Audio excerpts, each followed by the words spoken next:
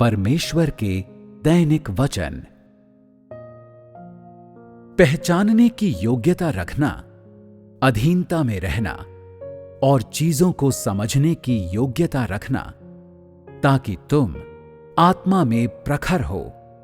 इसका अर्थ है कि जैसे ही तुम्हारा सामना किसी बात से होता है, तब परमेश्वर के वचन तुम्हें भीतर से रोशन और प्रबुद्ध करते हैं। यही आत्मा में प्रखर होना है। हर बात जो परमेश्वर करता है, वो लोगों की आत्माओं को पुनर्जीवित करने में उनकी सहायता करने के लिए है। परमेश्वर सर्वदा क्यों कहता रहता है कि लोग सुन्न और मंद बुद्धि हैं? ऐसा इसलिए है क्योंकि लोगों की आत्माएं मर चुकी हैं और वे इस सीमा तक सुन्न हो चुके हैं कि वे आत्मा की बातों के लिए पूर्णतः अचेत हो गए हैं।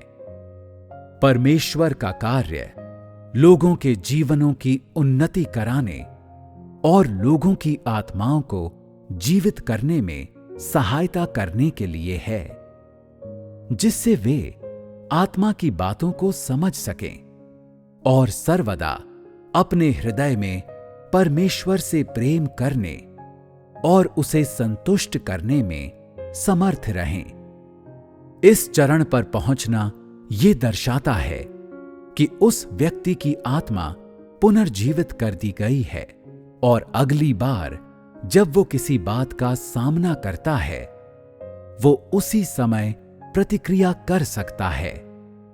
वो उपदेशों के प्रति प्रतिक्रिया देता है और परिस्थितियों के प्रति अतिशीघ्र प्रतिक्रिया करता है।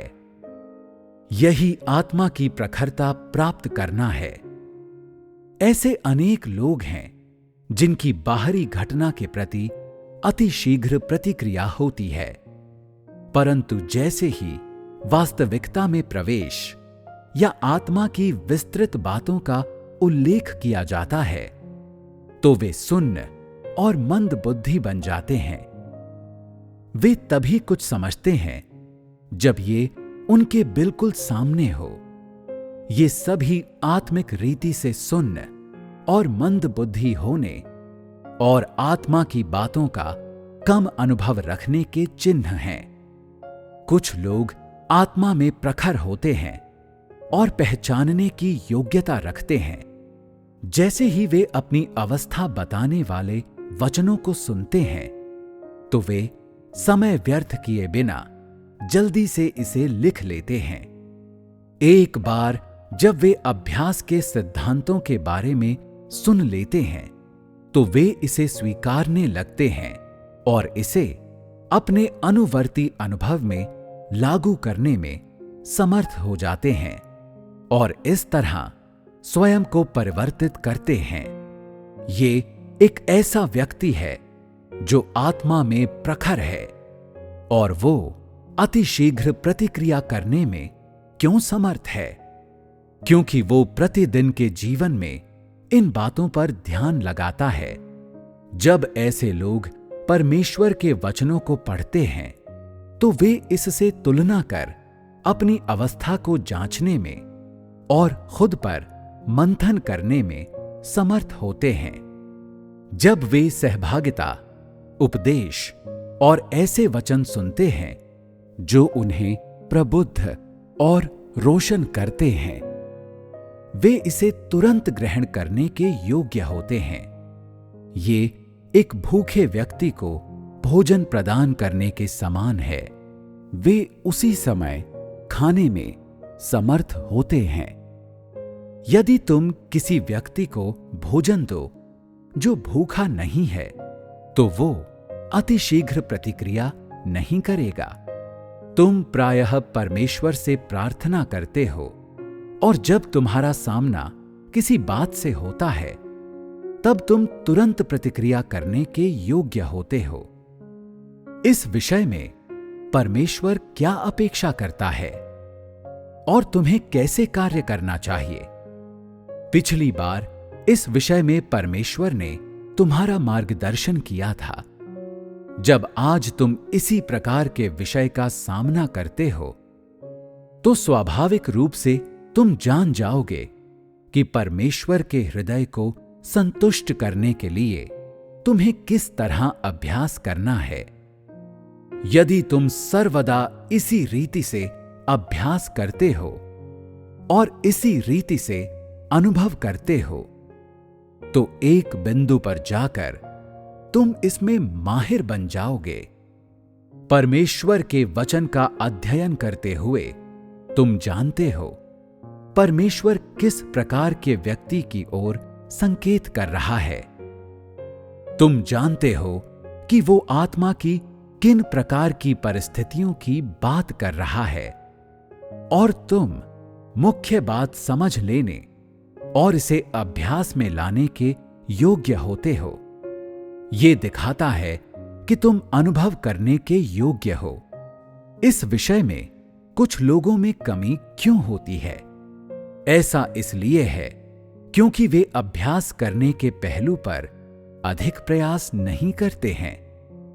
यद्यपि वे सत्य का अभ्यास करने के इच्छुक होते हैं, उनमें सेवा की विस्तृत जानकारी की, उनके जीवन के सत्य की विस्तृत जानकारी की सच्ची अंतर्दृष्टि नहीं होती है। जब कुछ घटित हो जाता है तो वे भ्रमित हो जाते हैं। इस रीति से जब कोई झूठा नबी या एक झूठा शिष्य सामने आता है तो तुम्हें पथभ्रष्ट किया जा सकता है। तुम्हें अक्सर परमेश्वर के वचनों और कार्य पर सहभागिता करनी चाहिए। केवल इसी तरह तुम सत्य को समझने में और पहचानने की योग्यता विकसित करने में समर्थ होगे। अगर तुम सत्य नहीं समझते तो तुम में पहचानने की योग्यता नहीं होगी। उदाहरण के लिए, परमेश्वर क्या बोलता है, परमेश्वर कैसे कार्य करता है, लोगों से उसकी क्या अपेक्षाएं हैं, तुम्हारा संपर्क किस प्रकार के लोगों से होना चाहिए और तुम्हें किस प्रकार के लोगों को अस्वीकार करना चाहिए। तुम्हें अक्सर इन बातों पर सहभागिता करनी चाहिए। यदि तुम सर्वदा परमेश्वर के वचनों का इसी रीति से अनुभव करो, तो तुम सत्य और अनेक बातों को पूरी तरह से समझ जाओगे और तुम्हें पहचानने की योग्यता भी प्राप्त होगी। पवित्र आत्मा के द्वारा अनुशासन क्या है? मनुष्य की इच्छा से जन्मा दोष क्या है? पवित्र आत्मा की ओर से मार्गदर्शन क्या है? किसी वातावरण का प्रबंध क्या है? परमेश्वर के वचनों का भीतर से प्रबुद्ध करना क्या है? यदि तुम इन बातों के विषय में ही स्पष्ट नहीं हो, तो तुम्हारे पास पहचानने की योग्यता नहीं होगी। तुम्हें जानना चाहिए पवित्र आत्मा की ओर से क्या आता है, विद्रोही स्वभाव क्या है, परमेश्वर के वचन का पालन कैसे करें और अपने विद्रोहीपन को कैसे उतार फेंकें। अगर तुम्हारे पास इन बातों की अनुभवजन्य समझ होगी, तो तुम्हारे पास एक आधार होगा। जब कुछ घटित होगा तो तुम्हारे पास उपयुक्त सत्य होगा जिससे तुलना कर तुम इसे माप सकते हो। आधार के रूप में उपयुक्त दर्शन होंगे। प्रत्येक चीज जो तुम करते हो उसमें तुम्हारे पास सिद्धांत होंगे और तुम सत्य के अनुसार कार्य करने के योग्य होगे। तब तुम्हारा जीवन परमेश्वर की प्रबुद्धता और परमेश्वर के आशीषों से परिपूर्ण होगा। परमेश्वर ऐसे किसी भी व्यक्ति से अनुचित व्यवहार नहीं करेगा जो निष्ठा से उसे खोजता है या जो उसे जीता और उसकी गवाही देता है, और वो ऐसे किसी भी व्यक्ति को शाप नहीं देगा जो दिल से सत्य का प्यासा होने के योग्य है।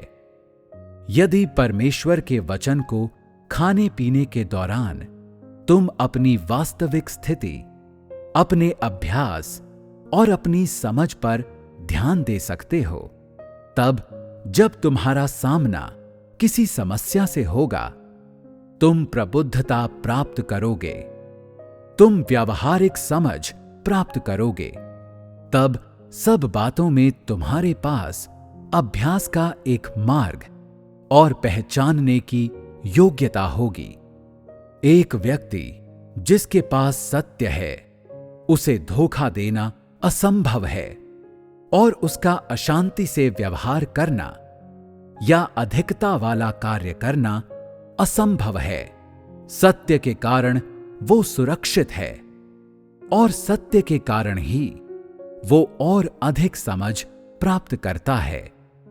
सत्य के कारण अभ्यास के लिए उसके पास अधिक मार्ग हैं। पवित्र आत्मा के द्वारा उसमें कार्य करने के लिए और पूर्ण होने के लिए वो अनेक सुअवसर प्राप्त करता है।